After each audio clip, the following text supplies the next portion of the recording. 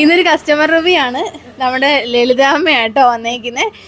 അമ്മ ഒത്തിരി പ്ലാന്റ്സ് ഒക്കെ ഇഷ്ടമാണല്ലേ വളർത്താനൊക്കെ.